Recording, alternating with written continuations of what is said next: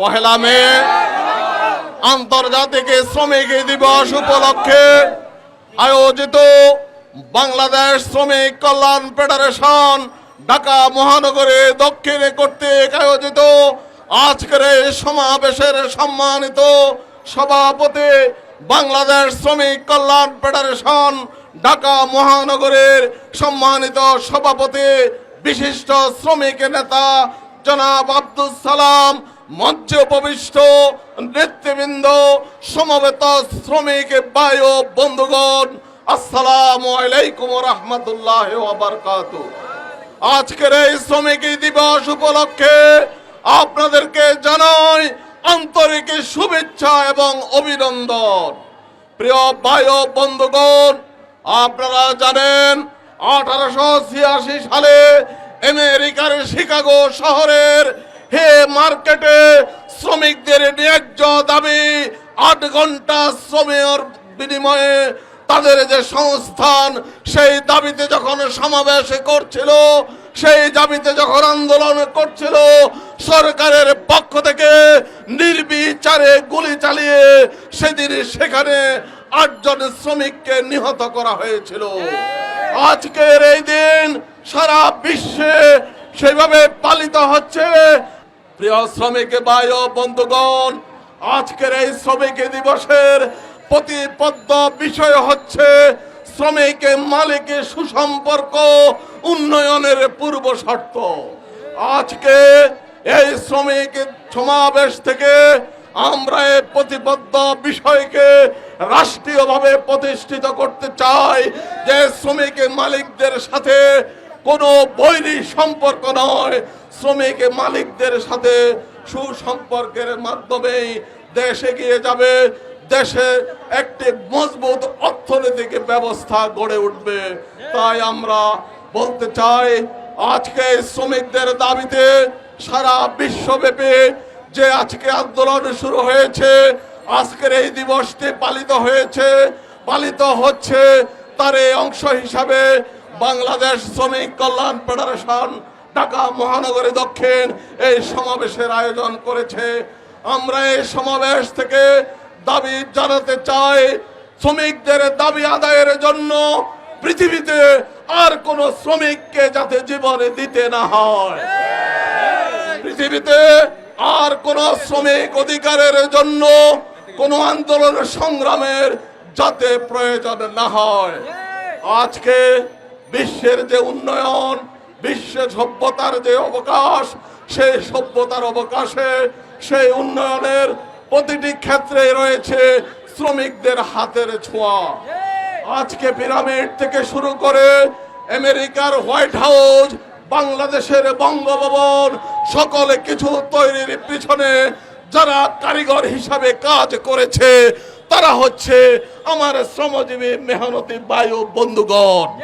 কিন্তু দুঃখ এবং পরিতাপের বিষয়, যে শ্রমিকদেরকে ব্যবহার করে দেশ এগিয়ে যাচ্ছে, রাষ্ট্র একটি শক্তিশালী অর্থনৈতিকের ভিত্তির উপরে দাঁড়ানোর চেষ্টা করছে, সেই শ্রমিকদেরকে কথায় কথায় হয়রানি করছে, সেই শ্রমিকদেরকে তাদের ন্যায্য অধিকার থেকে বঞ্চিত করছে। আজকের এই সমাবেশ থেকে আমরা এই দাবি জানাতে চাই, বাংলাদেশের এই প্রেক্ষাপটে দ্রব্যমূল্যের যে ঊর্ধ্বগতি, এই ঊর্ধ্বগতি রোধে করতে হবে। শ্রমিকদের নাগালের মধ্যে ক্রয় ক্ষমতা নিয়ে আসতে হবে। বাজার মূল্য শ্রমিকদের নাগালের মধ্যে আনার জন্য রাষ্ট্রের প্রতি আমরা জোর দাবি জানাচ্ছি। প্রিয় ভাই এবং বন্ধুগণ, যে রাষ্ট্রে শ্রমিকেরা তাদের অধিকার ফিরে পাবে, যে রাষ্ট্রে শ্রমিকরা তাদের সামাজিক মর্যাদা ফিরে পাবে, রাষ্ট্র পরিচালনায় শ্রমিকদেরকে অংশীদারিত্ব দিতে হবে। সেই জন্য শ্রমিকদের পক্ষ থেকে কমপক্ষে রাষ্ট্র পরিচালনায় 2 জন মন্ত্রী দিতে হবে।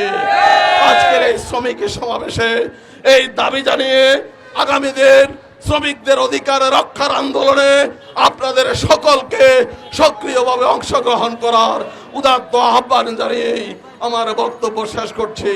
আল্লাহ হাফেজ। বাংলাদেশ জিন্দাবাদ। বাংলাদেশের শ্রমিক কল্যাণ ফেডারেশন জিন্দাবাদ। আসসালামু আলাইকুম।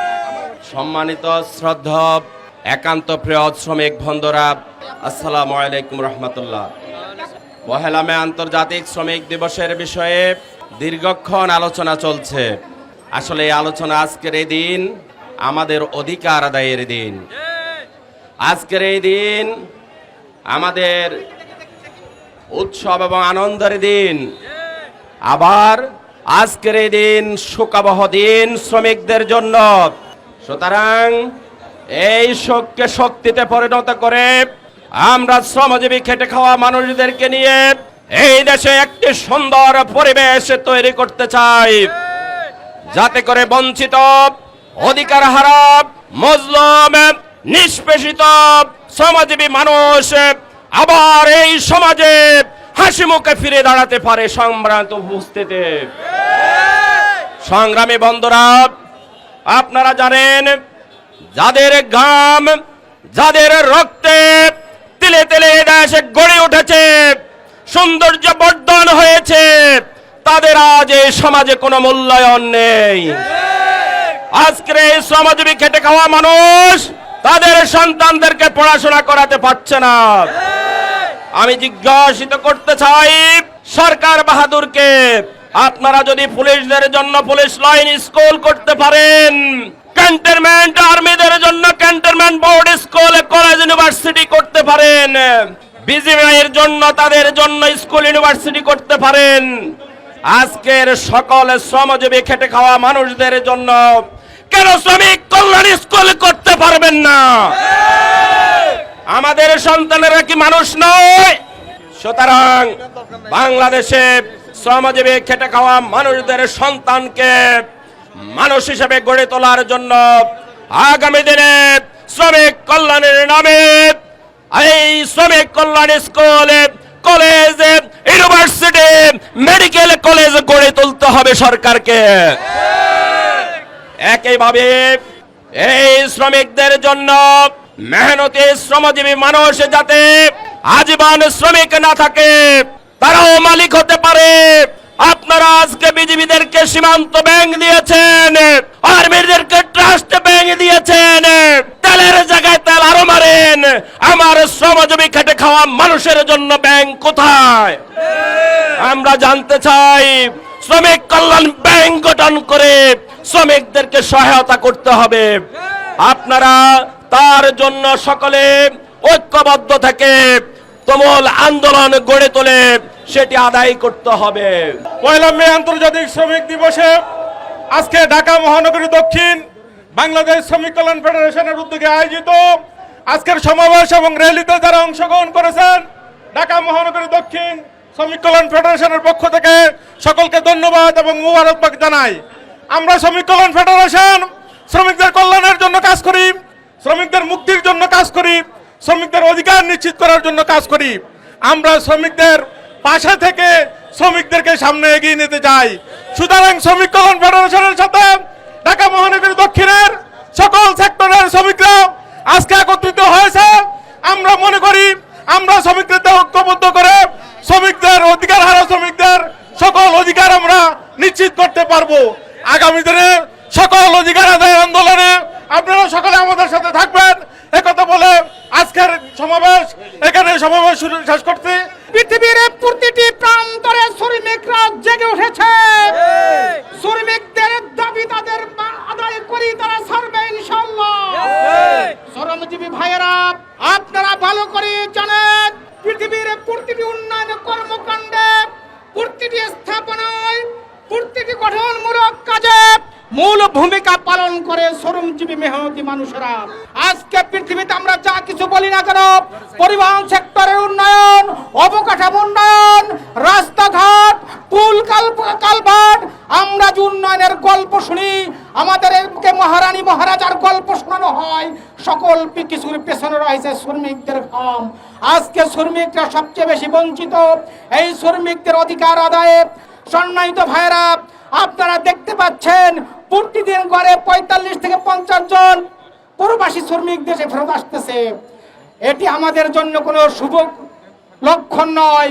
পরিবহন শ্রমিক বলেন, গার্মেন্টস শ্রমিক বলেন, গৃহ শ্রমিক বলেন, সকল ক্ষেত্রে শ্রমিকরা আজকে বঞ্চিত, নির্যাতিত।